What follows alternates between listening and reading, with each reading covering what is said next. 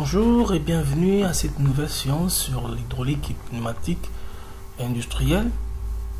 Aujourd'hui, nous allons continuer avec notre point 0, deuxième partie de l'introduction, où nous allons parler du rappel de quelques notions importantes pour tout ingénieur de connaître avant d'affronter l'hydraulique du process industriel. Voilà, on va commencer avec les débits. On va parler d'abord des débits et puissance dans une conduite. On va parler des débits volumiques ou massiques dans une conduite. Ce sont des notions très importantes qu'on doit connaître. Donc, on veut rappeler tout ça avant d'entamer les vifs ou le corps de l'hydraulique et pneumatique industrielle. Voilà, là, nous parlons des débits. Hop. Nous avons notre canalisation, notre tuyau, et à l'intérieur du tuyau, nous avons le fluide qui passe, qui s'écoule, et nous avons le débit volumique qui est l'écoulement. Donc là, la section, ou soit la surface, comme les autres peuvent facilement comprendre, la section intérieure, la section du tuyau, et nous avons la vitesse moyenne. Pourquoi une vitesse moyenne? Parce que la vitesse n'est pas uniforme. La vitesse n'est pas uniforme. Tout près de la paroi, il y a trop des accroches, de frottements qui font la résistance et résistent face à la vitesse. Par rapport à la rugosité, par exemple. Ça crée d'ailleurs certaines pertes de charge linéaires. Et tout cet état de la paroi interne est en train de créer ce qu'on appelle la parabole de vitesse. Et on va trouver maintenant la vitesse moyenne avec laquelle on peut calculer le débit volumique qui est égal à la vitesse moyenne multipliée par la section. Mais au départ, c'est le volume qui s'écoule par unité de temps. C'est ça le débit volumique. C'est un peu comme dans les débits. C'est un peu comme l'intensité de la charge électrique. Vous voyez, l'intensité, c'est la charge électrique qui parcourt un fil conducteur par unité de temps. C'est comme une quantité d'électrons qui passent. Et c'est la même chose avec ça. Donc, pour cette conduite, c'est comme pour un fil conducteur, la quantité de la charge pour le fil conducteur électrique. Et ici, c'est la quantité de l'écoute de fluide. Donc, le volume de fluide qui passe par unité de temps. On peut voir ça sous forme de débit massique, comme étant la quantité de masse qui passe par unité de temps. Et les débits massiques et le débit volumique, la relation est la masse volumique multipliée par le débit volumique qui est égal à la masse au débit massique. Voilà. Donc, très important. La puissance hydrostatique, alors, transmise par un fluide. Là, nous avons un débit volumique et là, nous avons la pression. Au point A, alors la puissance hydraulique, c'est le produit de la pression avec les débits. Ça montre comment la pression qui est dans notre tuyau est en train de faire écouler les débits. Parce que c'est que les gens comprennent mal et que la pression n'est pas obligée à influencer les débits volumiques. Non. La pression n'est pas obligée à influencer les débits volumiques. La vitesse, oui. Alors la pression n'influence pas la vitesse. La pression et la vitesse, c'est deux choses différentes. Mais du moins, la vitesse influence directement les débits. Mais la pression comment dirais-je, la pression montre aussi en même temps la résistance qu'il y a dans la canalisation. Imaginez-vous que on a bouché un tuyau. Si on bouchait un tuyau, la pression va faire quoi? La pression va augmenter, mais le débit sera zéro parce qu'on a bouché. On n'arrive pas à pomper, on n'arrive pas à faire écouler du fluide, mais la pression est en train d'augmenter. Et c'est cette pression-là est en train de faire un travail négatif. la puissance est zéro parce que le débit volumique est zéro. Mais quand une pression est capable de fournir un débit, alors on voit une puissance. On voit une puissance hydraulique. Vous voyez un peu. Donc ne confondez pas l'effet de la pression dans une canalisation et l'effet de la vitesse dans une canalisation. C'est des choses tellement distinctes. Parlons maintenant de l'effet de viscosité, perte de charge. Type d'écoulement ou nombre de Reynolds qui sera notre premier point I. Là, on dit quoi? On dit que le type d'écoulement, c'est la façon dont s'écoule un fluide. On distingue deux types d'écoulement. On a le type laminaire. Là, le fluide est calme. Les lignes de courant sont parallèles. Vous voyez un peu là.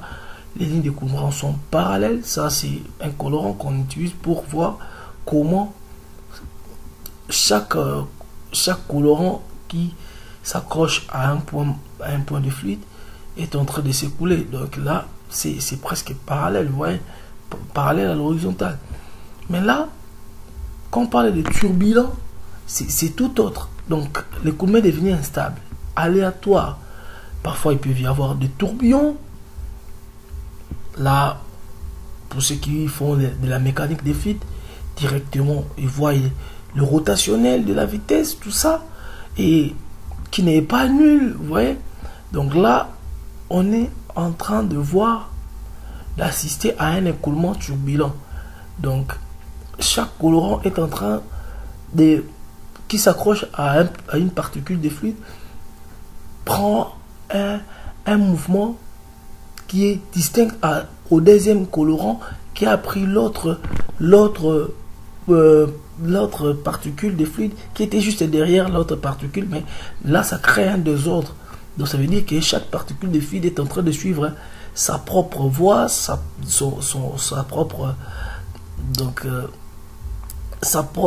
propre écoulement. Donc l'écoulement est instable, aléatoire, donc c'est bizarre, sa propre ligne d'écoulement. Vous voyez un peu là, l'écoulement est turbulent. Mais comment savoir que un écoulement est laminaire ou un écoulement est turbulent? On peut tracer, oui, c'est vrai, on peut tracer avec un colorant et puis on va constater que c'est régulière, donc la caractéristique et montre que c'est laminaire. Même chose aussi pour turbulent, on peut tracer des lignes de courant et remarquer que c'est aléatoire, c'est désordonné.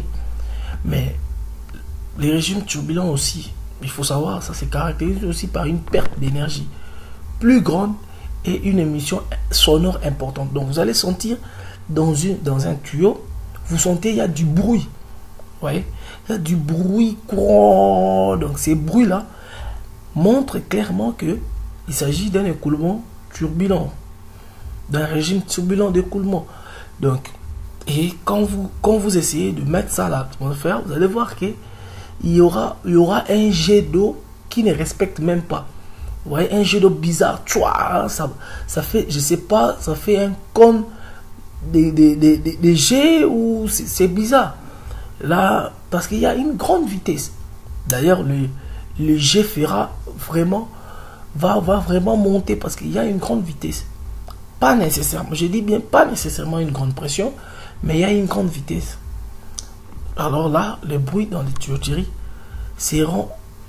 va monter. Vous voyez, il y aura un passage, comme on dit ici, le passage d'un type à l'autre, c'est fait de façon instable et imprévisible. Donc pour quitter de l'écoulement laminaire à l'écoulement turbulent, c'est imprévisible. Maintenant, comment on peut calculer sans avoir à recourir, sans voir, peut-être on est en phase de projet, comment on peut calculer à quelle vitesse, à quelle densité ou à quel paramètre on peut avoir un écoulement laminaire, à quel paramètre on peut avoir un écoulement turbulent. Il suffit de calculer le nombre de Reynolds. Vous voyez, quand on calcule le nombre de Reynolds, on sait que le nombre de Reynolds est égal à la densité ou la masse volumique multipliée par la vitesse, le diamètre intérieur et puis la viscosité dynamique. Après avoir calculé le nombre de Reynolds, si celui-ci est inférieur à 2000, l'écoulement est laminaire. Si celui-ci est inférieur à 3000, supérieur à 3000 plutôt, l'écoulement devient déjà turbulent. Entre 2000 et 3000, c'est dans l'incertain. Ouais. Mais qu'est-ce qui va influencer? On suppose que la densité est constante. C'est-à-dire que le fluide ne change pas de densité. Le diamètre intérieur, bien sûr, ce sera constant parce qu'on ne change pas de tuyau. Ou à moins qu'on soit face à une réduction ou à un agrandissement. La viscosité dynamique, on suppose aussi les paramètres qui l'influencent sont restés constants plutôt. Mais ce qui peut facilement varier, c'est la vitesse. Donc la vitesse est à la base de l'augmentation du nombre de Reynolds qui tendra vers l'écoulement turbulent ou pas. Vous voyez? Donc, on remarque quoi? On remarque que l'apparition du type turbulent est favorisée par l'augmentation de la vitesse ou la diminution de la viscosité. Déjà, quand on diminue la viscosité, automatiquement la vitesse augmente. Quand on augmente la viscosité, on aura du mal à avancer, donc la vitesse va diminuer. Donc, ils ont des effets inverses. Parlons de la viscosité dynamique. On parle de la viscosité, alors que nous ne savons même pas encore comprendre comment s'est fait cette viscosité, comment se passe cette viscosité. La viscosité est une propriété d'un fluide, bien sûr, mais c'est une propriété qui fait quoi? À résister à sa déformation. Déformation et écoulement en même temps. Ça veut dire que tous les fluides sont visqueux. Il n'y a pas d'exception. Tous les fluides sont des fluides réels, comme on dit. Ce sont des fluides réels, pas de fluides parfaits. Alors, on définit la viscosité dynamique par la résistance au cisaillement d'un fluide d'huile. Ça veut dire quoi? Il y a des plaques. Un fluide, vous voyez, même si vous mettez un seau, vous essayez de balayer de l'eau du seau, vous verrez que quand vous tapez, c'est comme si vous feuilletez un livre. Ça veut dire qu'il y a des plaques et entre ces plaques, il existe une force qui est capable d'empêcher qu'une plaque quitte l'autre qui est en bas. Vous voyez? Alors cette force-là, s'il faut vaincre cette force-là est calculée par un paramètre que nous ne connaissons pas, qui favorise la résistance. La surface de la plaque que vous voulez feuilleter, la vitesse à laquelle vous voulez feuilleter, et sur le déplacement. Mais ce paramètre-là, qui est le paramètre, le coefficient de proportionnalité, c'est ça qu'on appelle la viscosité dynamique. C'est elle qui résiste le plus. Donc, c'est mu qui est la viscosité dynamique du fluide intercalé entre les deux plaques mobiles l'une par rapport à l'autre. F est la force nécessaire pour déplacer la plaque supérieure vers la vitesse de déplacement de cette plaque. Ok? Mais on peut parler aussi de la viscosité cinématique qui est pour la plupart utilisée pour les huiles industrielles, pour caractériser et suite de suite. On utilise une autre définition de la viscosité qu'on appelle la viscosité cinématique. Ok? Celle-ci, c'est quoi? C'est la viscosité dynamique sur la masse volumique. Très important. Paramètres qui influent sur la viscosité. On a d'abord la température. Prenez de l'huile de palme. Pour un Africain qui se respecte, il connaît l'huile de palme quand c'est gelé, ou quand c'est jaune et quand c'est rouge. Vous verrez que quand c'est jaune, ça prend de la viscosité parce que c'est froid. Et quand on met sur une poêle, et puis là, quand ça chauffe, ça devient moins visqueuse. Donc ça devient plus fluide. Pendant que quand c'est froid là, vous pouvez mettre le bidon, les bidons de 5 litres, comme on dit toujours, et ça a du mal à sortir. Mais quand c'est rouge là, c'est très fluide. Vous faites comme ça et puis ça coule de soi. Donc la température, ça influence la viscosité. Ça veut dire que quand on augmente la température, la viscosité diminue. Et quand on baisse la température, la viscosité augmente. Voilà. Et il y a des abacs pour calculer l'indice de la viscosité en fonction de la température. Voilà. La pression, maintenant, parlons de la pression. La pression, c'est l'augmentation de la pression d'une huile qui a pour effet d'augmenter sa viscosité.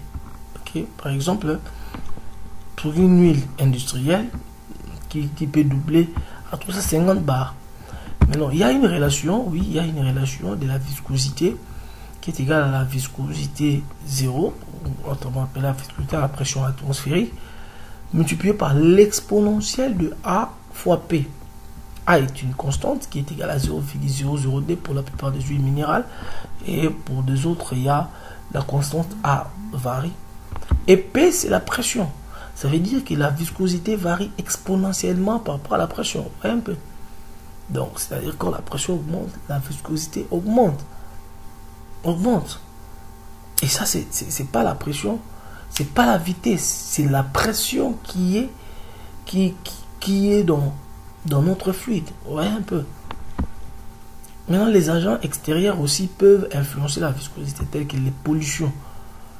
Quand vous avez de l'huile, vous mettez un peu de poussière, vous voyez que l'huile est en train de devenir de plus en plus visqueuse.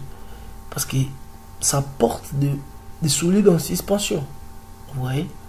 Donc, voilà un peu. Là, on a parlé de perte de charge. Là, plutôt, on a parlé de nombre de Reynolds. Maintenant, on va parler de perte de charge linéaire dans une conduite. C'est quoi une perte de charge? Une perte de charge, c'est juste une pression qui agit négativement pour abaisser la pression du fluide. Donc, perte de charge ne peut pas exister sans la pression réelle du fluide. Ça, un ingénieur doit le savoir. Imaginons qu'on a une conduite qui est vide, qui n'a pas de fluide. Comment vous allez calculer la perte de charge? Ça n'a pas de chance.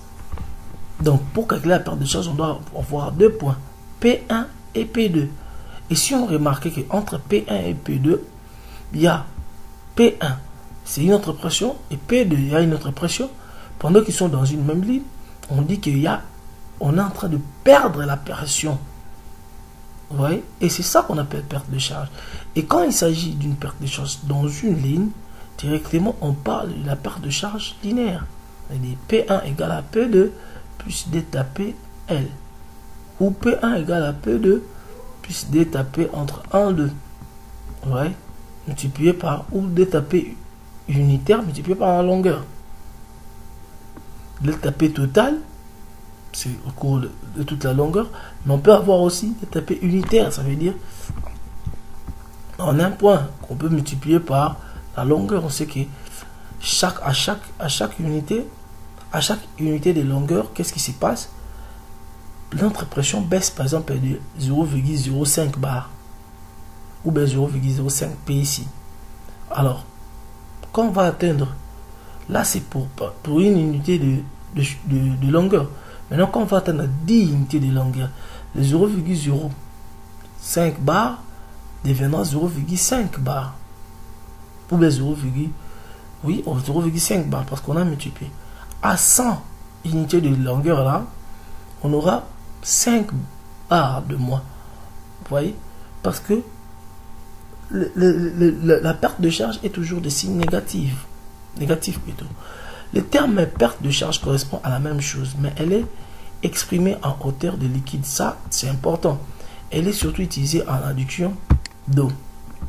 Dans la hauteur du liquide, ça, c'est facile à voir quand vous apprenez la mécanique des fluides. Vous allez remarquer que si on prend une canalisation telle que là, et qu'on a fait un piercing ici, et un piercing ici, dans une canalisation, si de l'eau doit sortir, vous remarquerez que la montée d'eau ici, par exemple, hein, je mets ici pour que tout le monde voie, on a une ligne, supposons on a une ligne ici, prenons dans la pensée qu'on a une ligne ici, on fait un piercing ici, l'eau est en train de sortir, on fait un piercing ici, l'eau est en train de sortir, mais ça s'arrête ici. Ça montre déjà que non, il y a une perte de charge ici qui a baissé la hauteur de l'eau. Ok? Et si l'eau monte jusque là et l'autre monte jusque là, la différence de cette hauteur qui manque là, ça peut être calculé comme étant une perte de charge. Et puis, il ne faut pas confondre le nombre de Reynolds et la perte de charge. La perte de charge varie en fonction de l'écoulement. Si l'écoulement est laminaire, si l'écoulement est turbulent, parce qu'il y a turbulent lisse et turbulent riquet. Donc, les pertes de charge linéaires et singulaires varient respectivement. Ok? On a par exemple delta PL ici. Ça c'est linéaire. On a notre moins lambda ici. Le moins lambda ici dépend automatiquement du nombre des Reynolds. Ça veut dire dépend du type d'écoulement. Les restes, ça c'est pas grave, c'est vitesse carrée sur 2, longueur sur diamètre. Mais lambda variera si l'écoulement est par exemple laminaire. Alors lambda sera égal à 64 sur le nombre de Reynolds qu'on a calculé. Vous voyez que la perte de charge est différente de nombre de Reynolds. Là, écoulement turbulent, lambda égale à 0,316 machin. Et puis écoulement turbulent rigueux, donc l'autre c'est lisse. Voilà la formule. Voilà. Maintenant pour la perte de charge singulière, il faut savoir que la perte de charge linéaire, hop, je suis là, c'est dans la longueur du tuyau. Mais la perte de charge singulière, c'est différent. Une perte de charge est dite singulière lorsqu'elle est provoquée par un obstacle localisé. Par exemple, une coude, une vanne, un distributeur, un changement de diamètre de conduite. Par exemple, là où on a une réduction, où on a agrandi, ça veut dire, par exemple, là où on avait une canalisation 8 pouces, après, maintenant on a 6 pouces. Vous voyez, il y aura une réduction quelque part. Et cette réduction va engendrer des pertes de charge singulières, par exemple. Donc, les constructeurs des composants hydrauliques donnent la valeur de la perte de charge pour chaque composant.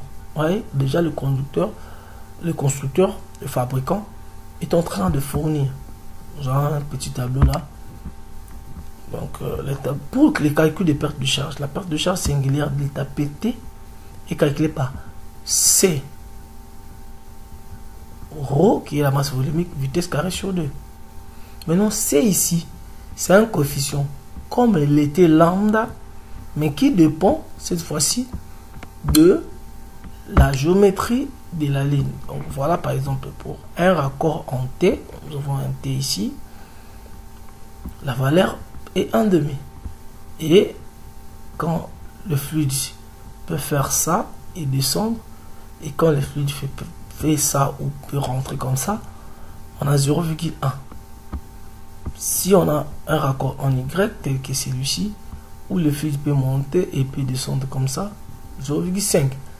Ça c'est un raccord à Y, ça c'est un raccord à Y. Un rétrécissement, ça veut dire ici par exemple on a un diamètre plus grand que ce diamètre ici. Alors on a un rétrécissement dans le sens où on quitte d'un grand diamètre à un petit diamètre.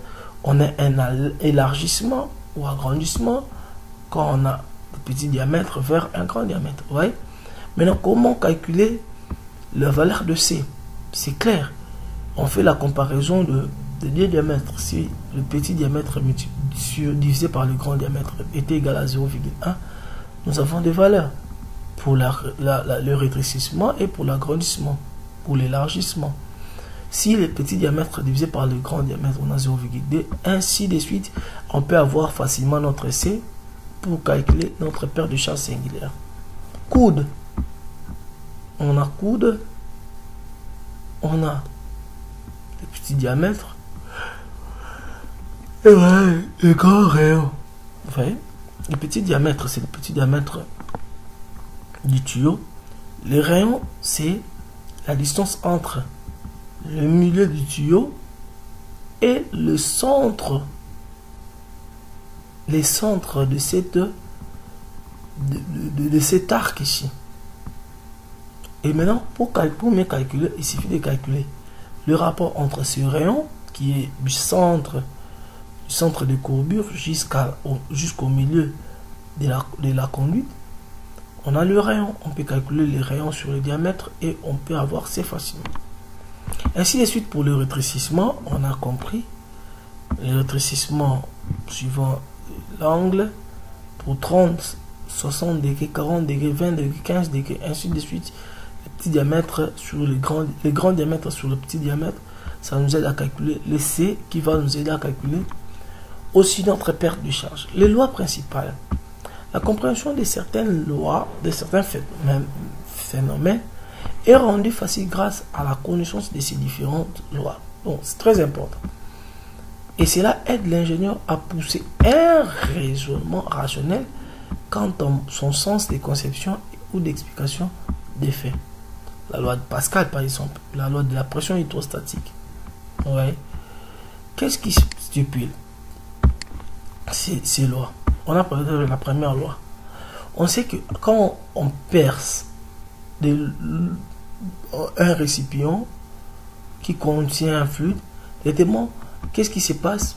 On dit que le liquide agit également dans toutes les directions et perpendiculaire à toutes les surfaces. Donc on a toutes les surfaces qui sont perpendiculaires. Et si l'eau doit jaillir, ça va commencer d'abord par jaillir perpendiculairement et puis à cause de la pesanteur, ça aura tendance à faire une courbe. Mais d'abord, ça sort perpendiculairement. Vous voyez? Pour montrer que il y a une force, il y a une pression qui s'exerce à chaque couche de façon perpendiculaire. Ça, c'est important. Maintenant, s'il n'en était pas ainsi, chaque goutte de liquide serait poussée davantage dans une direction et elle serait par conséquent en mouvement permanent. Prenons la deuxième loi de Pascal. Dans un liquide au repos, la pression hydrostatique est la même en tout point d'un plan horizontal. Ça veut dire, ici le point A avec le point B, la pression hydrostatique est égale. D'ailleurs, on voit bien qu'au-dessus du point B, il n'y a que la pression atmosphérique. Au-dessus du point A aussi, il n'y a que la pression atmosphérique. On sait bien voir. Maintenant, entre le point C et D, on nous dit aussi que la pression est égale. La pression hydrostatique est égale. Donc la pression est égale. Comment est-ce possible? Alors que juste en bas, on a une grande couche et là aussi on a une grande couche. Maintenant, ce que nous voyons, c'est ce qui est plus au-dessus. C'est ce qui s'exerce sur le point C. C'est cette pression ici entre cette ligne et les points C. C'est pas en bas qu'on voit, on voit plus en haut. Ok? Donc voilà. Maintenant la troisième loi. Parlons un peu de la deuxième loi. Au lieu de parler d'une troisième loi qui n'existe même pas. La deuxième loi de Pascal fait naître beaucoup de choses. Parce qu'il suffit de savoir que la pression est égale en tout point. Je m'excuse. La pression est égale en tout point. Alors on remarquera que on a la possibilité de faire de cette pression un travail en tout point. Et c'est là où l'ingénieur entre en action pour parler des criques hydrauliques. Vous voyez, là, je n'ai que 1 kg. Là, j'ai 1000 kg. En temps normal, si je mets 1 kg et je mets une tonne ici, qu'est-ce qui va arriver? Automatiquement, puisque ça a la forme d'une balance, ça devait descendre et ça devait remonter. Mais il s'agit d'une pression. Ok? Et la pression n'obéit pas à la masse directement, mais la pression obéit à la masse. Et cette masse s'est fait marchander par la surface. Tu m'amènes une grande masse, mais tu la poses sur une grande surface.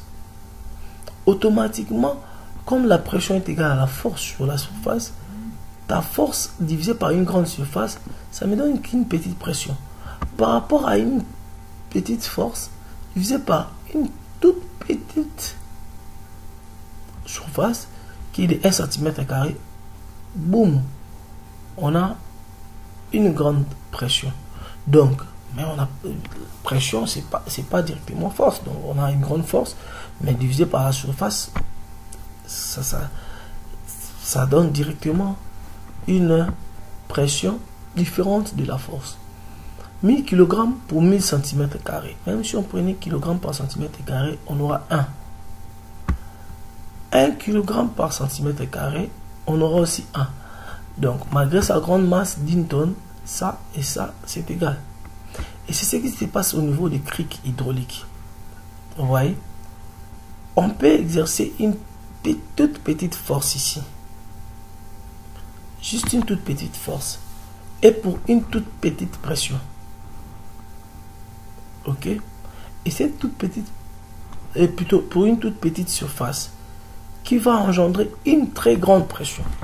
Ok, imaginez que j'ai seulement 1 kg, mais le 1 kg va faire son impact sur 1 mm². Vous imaginez 1 mm², mais 1 kg se fait impacter.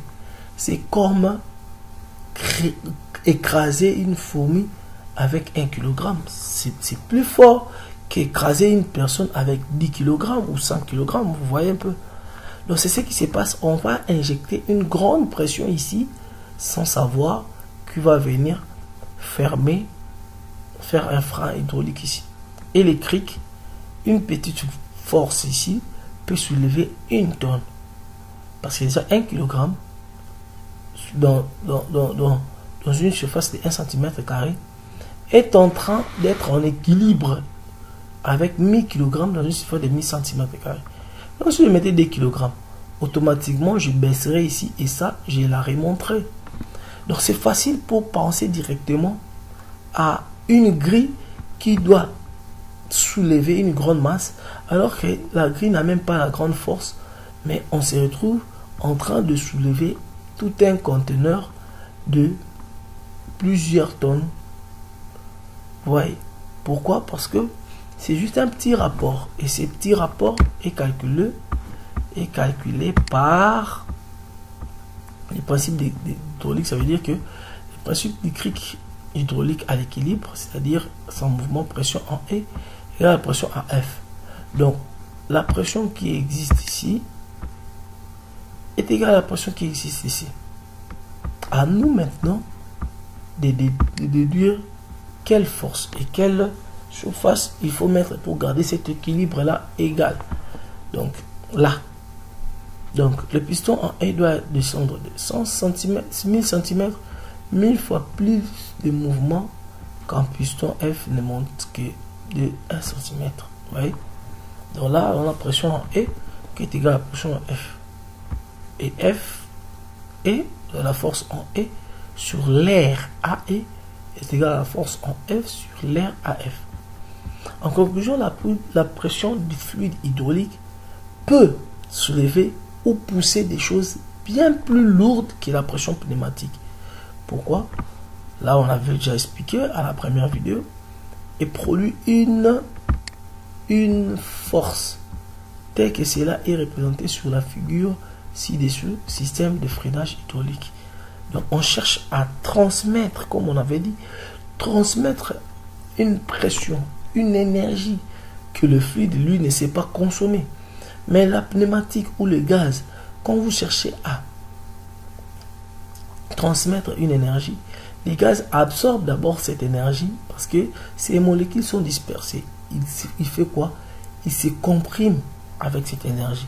Et pour ressortir cette énergie, c'est sa propre volonté qui cherche à ressortir cette énergie. Et différemment des fluides. Bon, pour ceux qui en ont besoin, ils n'ont qu'à voir dans notre vidéo. Voilà, le théorème de Bernoulli. Un fluide en écoulement possède une énergie mécanique et celle-ci est la somme des 3 énergies. On a d'abord l'énergie cinétique qui est égale à ρ, masse volumique, à vitesse carrée sur 2. On a l'énergie potentielle gravitationnelle qui est l'énergie potentielle qui est égale à ρ G fois H, et on a l'énergie potentielle de pression qui est égale à la pression. Par conservation de l'énergie mécanique, on sait que l'énergie mécanique, par conservation de l'énergie, en 2 points, on a le théorème de Bernoulli selon la forme que vous connaissez. Sans échange de travail, on a la formule. Avec échange de travail, on a aussi la formule. Et là, nous avons la pression en point 1, la masse volumique. Bon, normalement, on devait avoir le point 1, mais puisqu'on considère que le fluide est incompressible, donc on garde une seule masse volumique. On a vitesse 1 sur 2. On a ρ GH. Apparemment, il y a une erreur parce que vitesse carrée, ça doit être vitesse carrée. Donc on devait avoir là vitesse carrée sur 2. C'est pourquoi vous voyez, très sensible. On devait avoir vitesse 1 carré. Bon, je vais réparer ça. On a le fluide compressible, incompressible, parfait. Ça veut dire, donc, ici vous mettez vitesse 1 au carré. Désolé, c'est une erreur de frappe. Et vitesse carré 2 au carré. Plus rho GH2. Et là, c'est la même chose avec échange de travail. C'est que quand il y a un travail, ça veut dire qu'il y a un moteur. Il y a une pompe. Ou il y a un compresseur, bien sûr. Et là, on a une puissance nette ici qui est sur le débit volumique. Et la puissance nette, avec la puissance utile, avec le rendement, tout ça, on voit directement un moteur. Donc, on a le fluide réel incompressible ici. Égal aussi à tout ça. Mais qu'est-ce qui se passe? Parce qu'on dit que c'est le fluide réel. Alors, puisque c'est un fluide réel, ça veut dire qu'il y a présence de quoi? De perte de charge. Présence de la viscosité et de perte de charge. Pendant qu'ici, c'est un fluide parfait où il n'y a pas de perte de charge. Mais malheureusement, ça n'existe pas. Alors, la loi de Boyle-Mariotte. Là, on est maintenant dans les gaz. Il est caractéristique de voir à quel point l'air manque de cohésion, c'est-à-dire la force entre les molécules, dans les conditions d'exploitation habituelles rencontrées en pneumatique. Comme tous les gaz, l'air n'a pas de force déterminée. Il change de forme à la moindre sollicitation et occupe tout espace. Vous voyez, l'air occupe tout espace. À la maison, il y a de l'air partout, vous voyez. On peut respirer même. Chacun en son coin peut respirer facilement. Sauf que quand on devient asphyxié, c'est pas qu'il manque de l'air. Il y en a, mais ce n'est plus l'air. C'est remplacé par le CO2, par exemple. On manque de l'oxygène. Ouais. Mais la pièce est toujours occupée. Bien sûr, le vide existe, mais là, on ne parle pas du vide. On parle de la pièce occupée par de l'air. Quand il y a une force, alors, qui peut pousser notre piston ici, alors, le piston, en s'abaissant, au fur et à mesure, on pousse avec une force 1, une force 2 et une force 3. Qu'est-ce qui se passe? Le fluide qui est à ce niveau est en train de se comprimer. Mais il atteindra un niveau où on ne peut pas toucher les bouts de notre cylindre, par exemple. Pourquoi? Parce que la pression qui régnera à la fin sera une pression dont les vides qui existent entre les molécules ont été serrés et resserrés. On n'arrive plus à comprimer ces gaz, par exemple. Alors, à ce moment-là, on atteint le volume maximal de ces gaz. Ok? Donc, là, on est en train de comprimer. On comprime, mais on ne peut plus aller plus loin que ce qui est à la fin. Ok? Donc, à une température constante, bien sûr, autrement dit isotherme, le volume des gaz est inversement proportionnel à la pression absolue. Ça veut dire que quand le volume ici du gaz diminue, la pression augmente. La pression ici augmente. On a essayé de comprimer jusqu'à la fin, jusqu'à un volume de gaz qui était comme ça est devenu comme ça. Vous voyez combien le gaz peut s'étendre alors que le volume était comme ça, mais il a occupé tout l'espace dans le cylindre. Ouais. Donc, le volume d'un gaz est inversement proportionnel à sa pression absolue, ou en d'autres termes, le produit du volume par la pression absolue est constant pour une quantité. On peut maintenant énoncer la loi pour dire que P1, pression 1, multiplié par le volume 1, est proportionnel à la pression 2 multiplié par le volume 2. Ok? Donc, prenons maintenant la loi de Gay-Lussac. Qu'est-ce qui nous dit la loi de Gay-Lussac? La loi de Gay-Lussac, qu'est-ce qui se passe ici? La dilatation d'un corps est l'un des faits de la chaleur. Ouais. Conséquence immédiate. Ici, on a parlé de l'isothermie. Ça veut dire la température est constante. La pression et le volume est en train de varier dans un gaz. Vous voyez, quand la pression augmente, le volume baisse. C'est comme si on a comprimé le volume. Et quand on a comprimé le volume, le corps a gagné, plutôt, le fluide a gagné en pression, mais au dépourvu de son volume, de l'espace qu'il occupait dans le cylindre, par exemple. Mais ici, maintenant, quand on voit la chaleur, quelles sont les conséquences immédiates? L'élévation de la température. C'est-à-dire, quand la pression baisse, automatiquement la température s'élève. Comment prouver ça? L'observation montre en effet que le plus souvent, lorsqu'on chauffe un gaz, son volume augmente. Quand on chauffe, son volume augmente. On dit qu'il se dilate. Vous voyez? Or, c'est quoi la température? Il faut le comprendre. C'est quoi la température? La température, c'est les degrés de l'instabilité des molécules. Vous voyez? Quand les molécules sont instables, les molécules bougent de tous les sens. Alors, à ces moments-là, on voit la température. Donc là aussi, on voit les entropies, mais on n'est pas directement dans le thermodynamique, dans la thermodynamique ici. On est juste en train d'expliquer quelques phénomènes ici de Gay-Lussac. En fait, quand la température augmente, ça veut dire c'est un degré d'agitation moléculaire. Ce degré est mesuré par la température et l'énergie que ça dégage, c'est ce qu'on appelle la chaleur. Ok, voilà. Donc maintenant, quand la température augmente, le volume augmente. Pourquoi? Parce que pour un gaz, la température, ces agitations moléculaires là se font manifester par l'expansion de molécules. Parce que le gaz expansible, ça occupe l'espace, ça occupe partout, tout l'espace. Le gaz est gourmand, surtout quand il y a un bon volume. C'est pourquoi le volume de gaz est toujours vu par rapport à la pression.